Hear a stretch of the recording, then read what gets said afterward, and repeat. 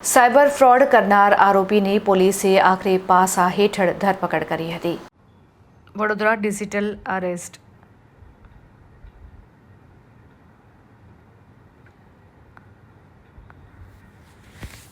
Vadodara digital arrest થતા share માર્કેટમાં રોકાણના બહાને છેતરપિંડી કરી રૂપિયા પડાવી લેવાના કેસમાં સામેલ આરોપીની પાસા હેઠળ અટકાયત કરવામાં આવી છે.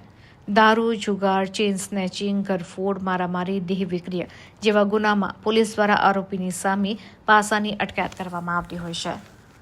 અંધેરી પોલીસ સ્ટેશન મુંબઈ તથા સીબીઆઈમાંથી બોલતા હોવાનું જણાવીને ફરિયાદીને ડિજિટલ અરેસ્ટ કરી ₹25,50,000 પડાવી લેવામાં આવ્યા હતા. તે રકમ આનેજ ટ્રેડર્સ નામની કંપનીના આઈડીએફસી બેંકના એકાઉન્ટમાં ટ્રાન્સફર કરવામાં આવ્યા હતા.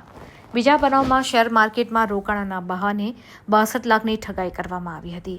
આ ઠગાઈના રૂપિયા પોતાના એકાઉન્ટમાં ટ્રાન્સફર કરાવી રૂપિયા મેળવનાર આરોપી આતિફ ઇશ્તિયાકભાઈ અજમેરી રહેઠાણ શાહીન ફ્લેટની સામે રાજ હોસ્પિટલ પાસે રાયગઢ અમદાવાદની પીસીબી પીઆઈ સીબી ટંડેલે પાસા હેઠળ અટકાયત કરી રાજકોટ જેલમાં મોકલી આપ્યો છે.